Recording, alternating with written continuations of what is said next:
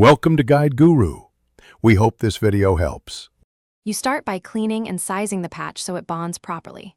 Once done, scrape loose material and wipe with a damp sponge to remove dust. Measure the opening and cut the mesh patch so it overlaps by 1/2 to 1 inch. This prevents edges from lifting. Make sure your joint compound is mixed to a spreadable, butter-like consistency. If it's too thin, the mesh will float, and too thick makes smoothing harder.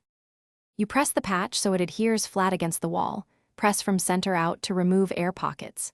Next, apply a thin first coat of joint compound using a 6/8 knife, feathering the compound 2 to 3 inches beyond the mesh to blend. Once the first coat is dry, sand lightly to remove high spots, then apply a second, slightly wider coat. This layering creates a smooth transition and reduces shrinkage cracks. You finish by applying a final thin coat, feathering even wider to fully hide edges. When dry, sand smooth with 220 grit, then prime before painting to match the wall. If the patch sinks or reveals weave, apply a thin glaze or light skim coat and sand after curing. This evens texture without rebuilding layers. Make sure to prime high build areas to prevent flash. If paint still shows seam, add another skim and reprime for a flawless finish. Thanks for watching. Consider subscribing if we helped you today.